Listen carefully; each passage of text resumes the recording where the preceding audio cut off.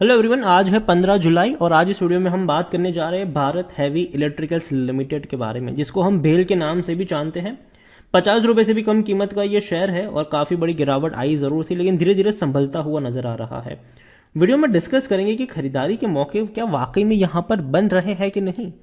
तो वीडियो को शुरू करो उससे पहले अगर आपने अभी तक चैनल को सब्सक्राइब नहीं किया है तो प्लीज़ अभी इसे सब्सक्राइब कर लीजिए, क्योंकि आगे भी बहुत सारे वीडियोस हैं जो आपको काफ़ी ज़्यादा हेल्प करेंगे। तो 49 रुपीज़ का शेयर है भेल का। पिछले एक महीने में देखें तो बड़ी रफ्तार पकड़ी है, 42 से भागता ही जा रहा है। और अगर आप चैनल को रेगुलर फॉलो करते हो तो कुछ दिन पहले ही भेल के ऊपर मेरी वीडियो थी और हर बार मैंने कहा है कि अगर 40 से 45 के बीच में मिल रहा है तो खरीदारी के मौके हैं। 50 के ऊपर खरीदारी के मौके कतई नहीं है, ना ही 45 के ऊपर है। पिछले एक साल की अगर हम बात करें तो बहुत बड़ी रफ्तार हमने देखी, बहुत बड़ी तेजी थी। उसके बाद जो गिरावट आई है, हालांकि पूरे बाजार में गिरावट थी तो इसमें गिरावट कोई बड़ी बात नहीं है। ये भी टूटा फिर तेजी आई, लेकिन अब लॉन्ग टर्म का ग्राफ देखोगे तो तेजी और गिरावट का कॉम्बो है, लेकिन लगातार टूट रहा है 2010 से ये लगातार टूटता ही नजर आ रहा है। कोविड के वक्त तो हालत और भी ज्यादा खराब थी, लेकिन संभलता नजर आया। बढ़िया रफ्तार इसने पकड़ी जरूर। देखो, मैन्युफैक्चर की अगर हम बात करें तो काफी बड़ी कंपनी है बेल, छोटी मोटी कंपनी नहीं है। लेकिन जाहिर सी बात है, सरकारी कंपनियों की वैल्यू अनलॉक आपको कभी होते हुए देखने को नहीं मिलती है। बहुत ही रेयर केस में होता है कि सरकारी कंपनियों में तेजी देखने को मिल जाती है। भेल आपको टूटता हुआ ही नजर आया है ये। और अगेन, ये लॉन्ग टर्म का खिलाड़ी कतई नहीं है। मुझे लगता है कि ये शॉर्ट टर्म का खिलाड़ी है। अगर आपको 40 से 45 के बीच में मिलता है खरीदो, अगर 55-60 के ऊपर जाता है तो भैया बेचो और भाग जाओ यहां से, क्योंकि दोबारा ये नीचे जरूर आएगा। देखो, बहुत सारी पॉजिटिव खबरें आपको देखने को मिलेगी भेल में कि इनके साथ कॉन्ट्रैक्ट हुआ, इनके साथ साइन हुआ, ये बनाएंगे वो बनाएंगे, लेकिन शेयर प्राइस में वो असर देखने को नहीं मिलता है। देखने को मिलेगा तो भी शॉर्ट टर्म के लिए, वो भी न्यूज की वजह से। बाद में दोबारा टूटता जरूर है ये। लेकिन अच्छी बात यह है कि भेल के जो रेवेन्यू और प्रॉफिट जो हुए हैं पिछले क्वार्टर में वो बहुत शानदार थे। लेकिन इस क्वार्टर में क्या वो चीजें रिपीट होगी, ये देखना इंटरेस्टिंग है। मिड कैप शेयर है, 17,000 करोड़ से भी ज्यादा का इसका मार्केट कैप है। वॉल्यूम देखे तो 1.5 करोड़ के आसपास है। बड़ी क्वांटिटी में शेयर ट्रेड होते नजर भी आ रहे हैं। पिछले क्वार्टर में कंपनी ने 8,000 करोड़ से ज्यादा का रेवेन्यू कमाया था और 912 करोड़ का प्रॉफिट था। इससे पहले के क्वार्टर में कंपनी लॉस कर रही थी अब तक। यहां एक ही झटके में एक बड़ा छक्का मार दिया। लेकिन अब जून में जब नतीजे आएंगे तो देखना रहेगा कि भैया ये जो 912 करोड़ का मुनाफा पिछले क्वार्टर में हुआ है, क्या ये इससे ऊपर जा रहा है या वापस नीचे की तरफ आ रहा है। अगर नतीजे अच्छे आए तो भी थोड़ी बहुत गिरावट आएगी, लेकिन अगर बुरे आए तब तो और बड़ी गिरावट आप एक्सपेक्ट कर सकते हो। प्रमोटर यहां पर सरकारी कंपनी है तो जाहिर सी बात है प्रेसिडेंट ऑफ इंडिया ही है। 63.17% की होल्डिंग के साथ एक भी शेयर गिरवी नहीं है प्रमोटर का। 24 म्यूचुअल फंड स्कीम्स ने पैसा लगाया है और LIC 10% से भी ज्यादा की हिस्सेदारी लेकर बैठी है यहां पर। 2019 में आखिरी बार डिविडेंड पे किया था। डिविडेंड पेइंग शेयर तो नहीं है ये।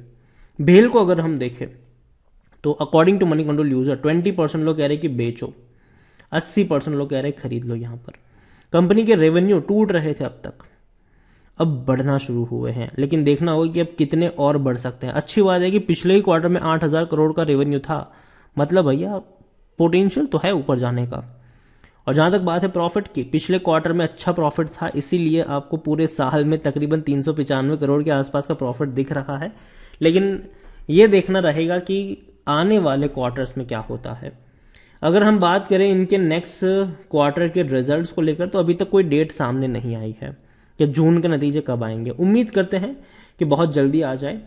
भेल को लेकर देखें तो खरीदारी करने का सही मौका है, क्योंकि शेयर ओवरबॉट जोन में नहीं है, कोई भी रेड फ्लैग नजर नहीं आ रहा है। 38 का पी है, सेक्टर पी 45 का है, मतलब सस्ता है लेकिन उतना भी सस्ता नहीं है। ठीक है, भले ही 49 का शेयर है। अगेन मैं कहूंगा कि भैया खरीदारी के मौके नहीं है। 45 के नीचे अगर मिलता है तो थोड़ी सी क्वांटिटी ऐड कर सकते हो, फिर हर 5 रुपए की गिरावट में आप ऐड करके चल सकते हो। पोटेंशियल जरूर है कि लॉन्ग टर्म में दोबारा जब मार्केट भागना शुरू करेगा तो ये भी उनके साथ भाग लेगा और तेजी देखने को मिल जाएगी। 5% एनालिस्ट खरीदारी करने की सलाह दे रहे हैं। मेरी अभी बाइंग की रिकमेंडेशन नहीं है, बल्कि मैं अभी ये कहूंगा कि अभी खरीदारी ना ही करे तो बेहतर है। रीजन ये है कि देखो, पिछले क्वार्टर में ना 912 करोड़ का इसने मुनाफा कमाया था। इससे पहले के क्वार्टर में कंपनी क्वार्टरली 100 करोड़ मतलब 300-400 करोड़ का लॉस कर ही रही थी।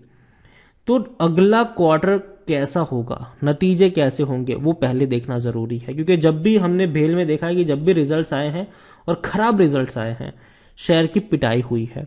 पिछले क्वार्टर में अच्छे रिजल्ट्स थे तो भी उतनी बड़ी तेज़ी हमें देखने को नहीं मिली थी यहाँ पर। तो अभी के लिए भेल अगर आप देखें तो 63.17% है प्रमोटर के पास, सरकार है यहाँ पर। 1.50 है भैया म्यूचुअल फंड के पास, जो इससे पहले अगर मार्च में ही देखे तो 1.57 थे। म्यूचुअल फंड ने हल्की सी बिकवाली करी है। डोमेस्टिक वालों के पास जितने थे उतने ही है, 11.09। एफआईएस ने खरीदारी करी है, 4% की जो होल्डिंग थी वो बढ़ के हो चुकी है 4.22। रिटेल और अदर्स की होल्डिंग अगर आप देखो तो वो थोड़ी सी कट डाउन हुई है, 20.17% की होल्डिंग घट के हुई है 20.02% के आसपास। तो ओवरऑल कोई बहुत बड़ा मेजर चेंजेस यहाँ पर देखने को नहीं मिला है शेयर होल्डिंग में। जो म्यूचुअल फंड ने बेचा वो, और जो थोड़ा बहुत रिटेल और अदर्स ने बेचा वो एफआईएस ने खरीदा है यहाँ पर, वो भी बहुत कम शेयर्स यहाँ पर ट्रेड होते नजर आए हैं। लॉन्ग टर्म में पैसा नहीं बना है, बैंक एफडी जितना भी नहीं बना है। डिविडेंड तो पे कर ही नहीं रहे, तो भूल ही जाओ कि डिविडेंड के लिए आप इसको खरीदोगे। हालांकि फ्यूचर में डिविडेंड पे करेंगे कि नहीं ये भी एक सवाल है। भेल को लेकर मैं अभी के लिए इतना ही कहूंगा कि एटलीस्ट जून क्वार्टर के रिजल्ट्स का इंतजार करना चाहिए, जल्दबाजी नहीं करनी चाहिए। अगर तेजी आती है तो डेफिनेटली प्रॉफिट बुक कर सकते हो। अगर ये शेयर आपको 55-60 पे नजर आता है तो प्रॉफिट बुकिंग का वो लेवल होगा।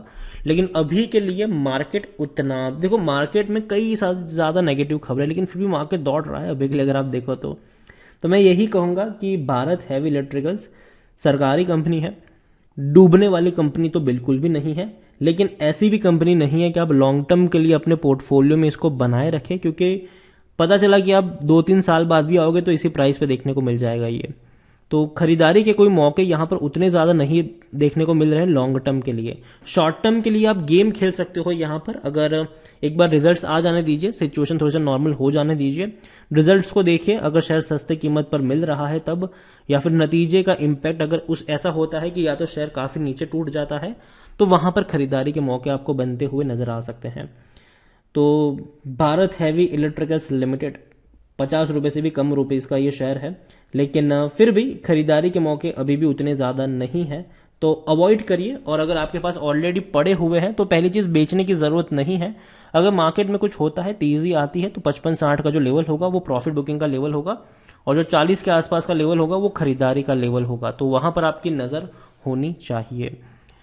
तो वीडियो को यहीं पे एंड करूंगा। पसंद आया हो तो लाइक करें, शेयर करें। चैनल पर अगर आप पहली बार आए हैं तो प्लीज़ सब्सक्राइब करें। और भारत हैवी इलेक्ट्रिकल्स लिमिटेड के बारे में आप क्या सोचते हैं, और जो इसके प्राइवेटाइजेशन को लेकर भी बीच बीच में खबरें उड़ती रहती है उसके बारे में आप क्या सोचते हैं, वो भी आप मुझे कमेंट में लिखकर बता सकते हैं। Thank you.